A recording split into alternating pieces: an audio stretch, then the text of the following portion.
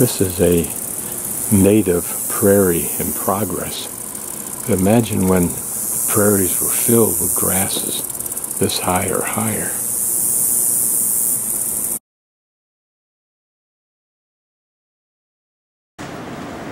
That would be a good place.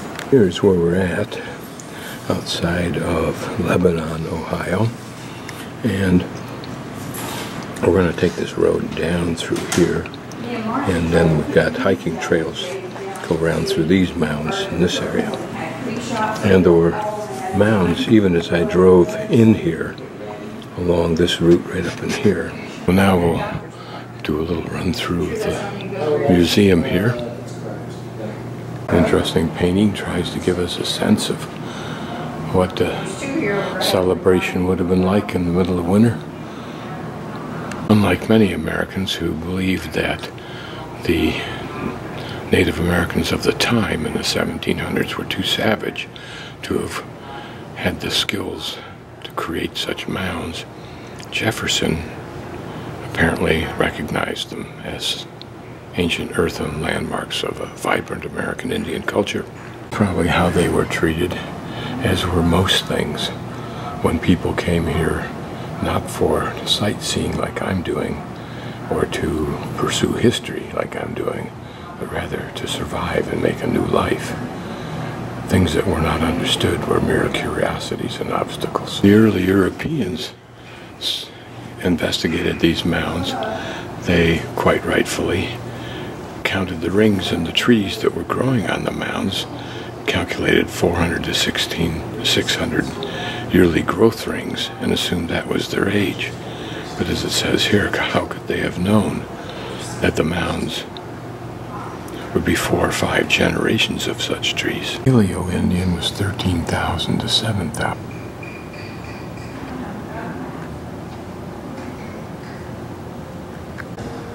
Notice this is the time period of Cahokia.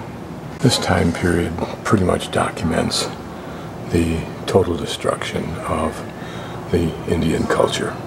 Mid-1600s disease and hostilities by Europeans pushed Indians out of the east into Ohio. Early to mid-1700s, Indian groups moved into the area. And here we can see the ones that I'm reading about in Eckert's book, Wilderness. Greenville ended the hostilities, established reservations, which of course we quickly violated. The 1800s began our conscious, intentional effort to remove them to Kansas and Oklahoma, where their descendants still live. Attempts to portray the context of those who came across the Bering Strait, perhaps 13,000 years BC ago. Ice Age, the Little Ice Age, ended sometime, I think, around 12,500 years ago. I believe that would suggest that they had a couple of thousand years of scrambling around the ice. It alleges that during the Ice Age, the big game died off because of climate change. And it alleges that man also hunted to extinction. Probably a replica of the burning tree mastodon that was discovered.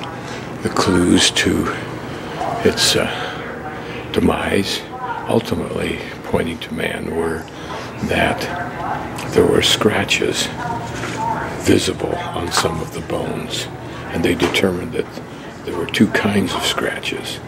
Scratches from a stone, which would be the butchering of the carcass, and then scratches from having dragged it across sandy ground, perhaps to a shallow lake, to keep it cool and preserve it for a while. Chunks of flint scattered on the ground are not suitable for making tools. They're too dry and brittle. Only fresh flints quarried from the ground is usable. Never knew that. Ohio's first mining industry was prehistoric Indians digging out fresh flint. This attempts to portray the shaman and his arcane knowledge of herbs and plants. But you wonder how much political control the shaman wielded. Was there a separation of church and state, so to speak? And was it always the woman, as in Clan of the Bear Cave, that is the repositor of shaman medical information? The transition from the archaic to the early woodland societies around 800 BC, there developed the roots of agriculture among Native Americans.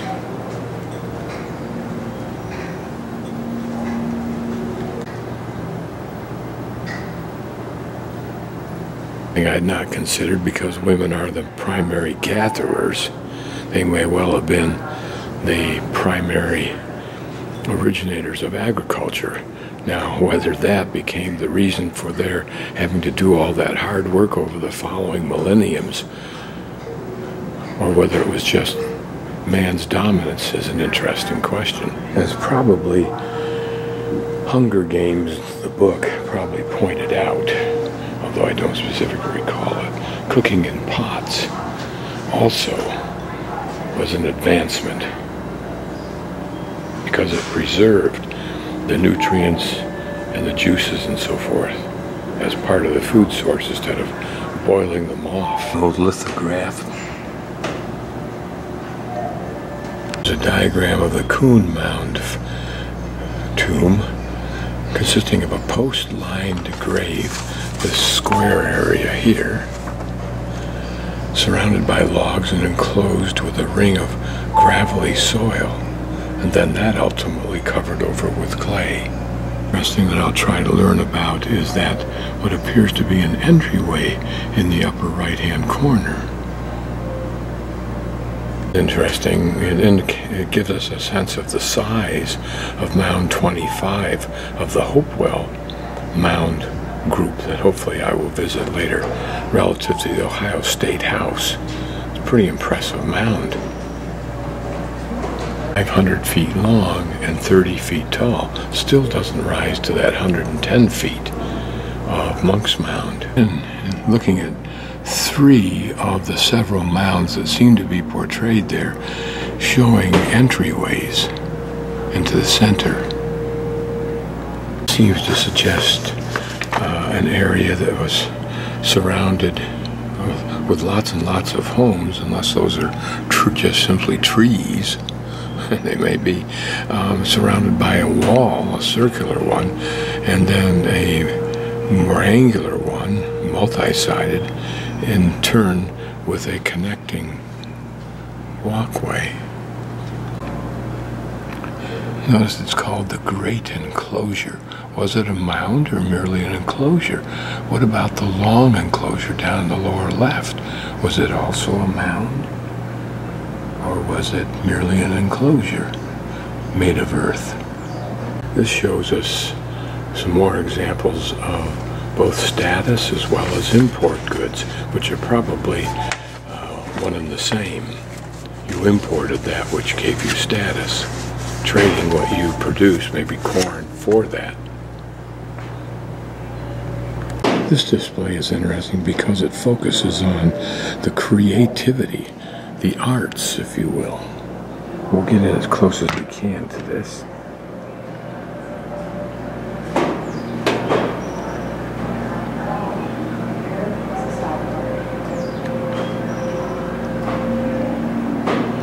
Probably had some kind of meaning if we had a career to devote to its deciphering. As with this one is interesting because it has somewhat the glyphs look of Mayan writing. Here's some cutouts from copper plating. You can imagine someone wearing these as a breastplate. It's a human bone whistle. Was that a bone of a victim of war or a relative revered?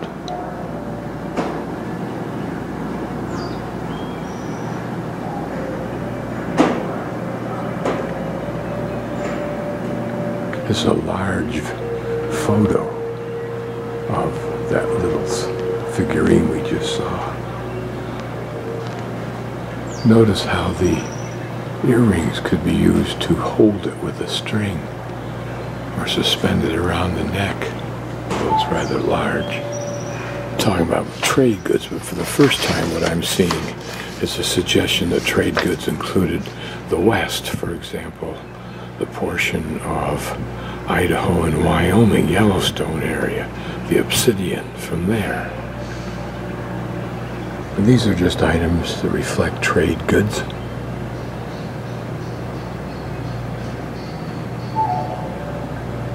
These tubular pipes and spear points might have been exports from this region. Just a large diorama, or whatever you call it, of what we're going to be seeing. The white building on the left, the Interpretive Museum where I'm at now, and then we'll go down and hike bound these mounds. This is that same area, reflecting the maximum northern moonrise, summer solstice sunrise, minimum northern moonrise.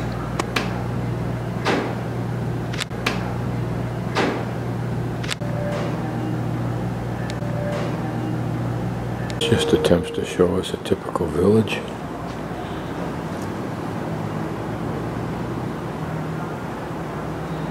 Notice the stockade.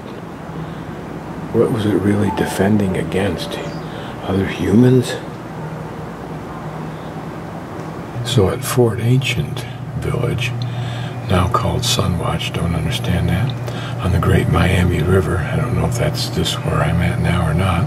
But anyway, in the village they put their special pole, and then by observing the movements of the pole's shadows they charted the passage of the season. So a little bit more constrained, at least dimension-wise. The salt pan, whether it was used to put salty water in and evaporate out the water, or what, I don't know. It's a nice reproduction, I assume, of a very large birch bark canoe. An example of a trader usually trying to cheat the Indian, until the Indian became so aggressive that, like the Sioux, that they returned to favor people like William Johnson, and hopefully Lewis and Clark established some balance of fairness. Almost a climber-like painting of this part of the United States historical moment.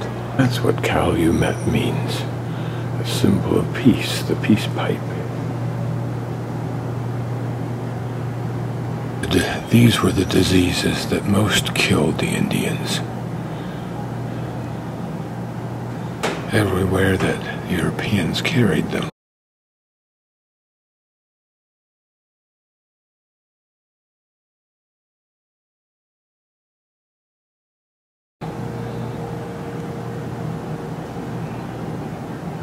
Using disease as a weapon was no different than Saddam Hussein using gas as a weapon.